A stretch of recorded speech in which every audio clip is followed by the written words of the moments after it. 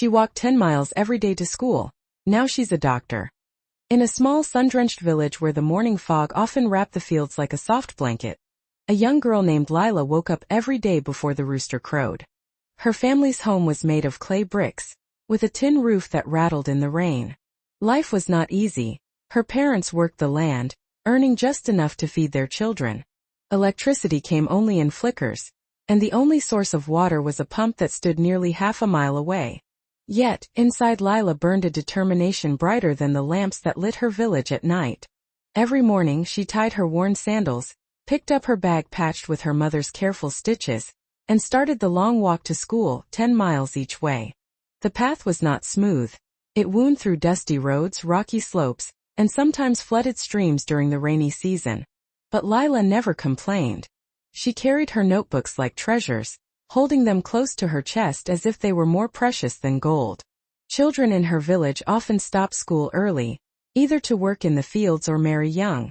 But Lila had a dream that lifted her steps, even when her legs ached. She wanted to become a doctor.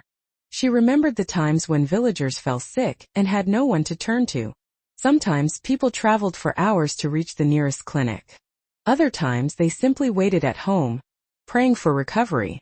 Lila promised herself that one day she would change that. Her parents, though uneducated, supported her fiercely. "Study hard," her father would whisper, handing her a small piece of flatbread before she left. "One day you will help our people."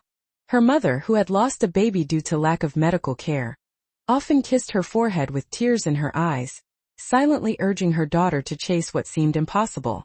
On the way to school, Lila sometimes imagined herself in a white coat, standing tall with a stethoscope around her neck. The vision gave her strength when the sun was merciless or when the rain soaked her clothes.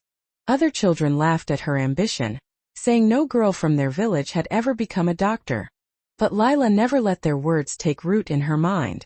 She believed that dreams were seeds, and if watered daily with hard work, they would eventually bloom. As the years passed, Lila's journey grew harder, but so did her determination. She would leave at dawn and return after sunset, her feet blistered but her mind sharper each day. Teachers at the school quickly noticed her. Though she came from a humble background, she was always the first to arrive and the last to leave. She asked endless questions, read borrowed books under the dim light of a kerosene lamp, and helped classmates who struggled.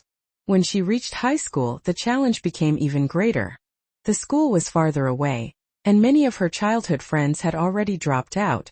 But Lila kept walking, often studying as she walked, her books balanced on her hands, memorizing definitions while avoiding the cracks on the path. Her teachers encouraged her, telling her she had the brilliance to achieve anything she set her mind to. At night, she would sit near the small window of her home, where moonlight was her companion. Her younger siblings often fell asleep around her, their breaths calm, while she scribbled formulas, diagrams, and essays. Sometimes she grew exhausted, but she remembered her promise, to bring a doctor to her village. She whispered to herself, "If I stop now, who will help them later?" Her parents sacrificed what little they had.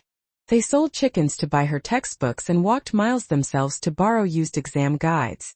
Her father, though weary from farm work, often stayed awake just to make sure the lantern did not go out while Lila studied. These small gestures fueled her spirit.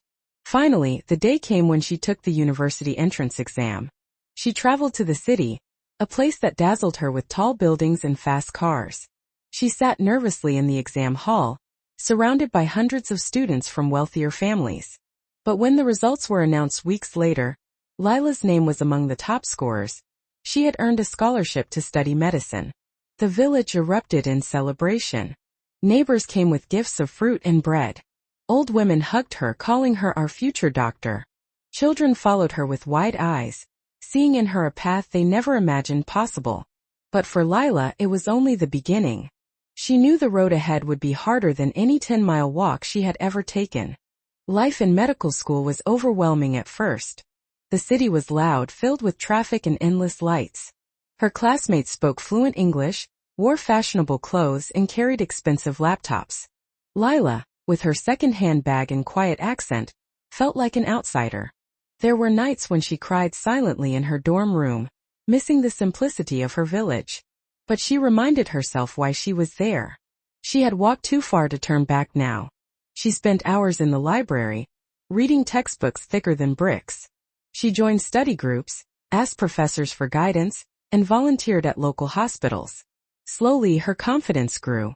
Each time she held a stethoscope, each time she took a patient's pulse, she felt her dream becoming real. Years later, when she finally stood on the stage wearing her graduation gown, her family sat in the front row with tears streaming down their faces. Her father clapped until his hands hurt, her mother wept openly, and her siblings shouted her name with pride. Lila was now Dr. Lila, the first doctor her village had ever seen. She returned home, not with arrogance but with purpose.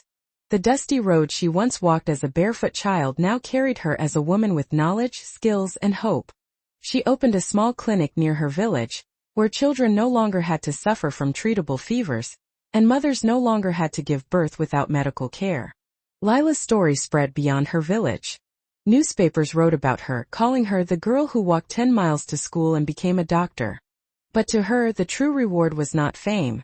It was seeing her people healthy, hearing laughter instead of cries, and knowing that the little girl who once carried patched notebooks had fulfilled her promise. Her journey proved that hardship is not the end. It is often the beginning of greatness. And every time she treated a patient, she silently thanked the long roads, the blistered feet, and the unwavering faith that had carried her here.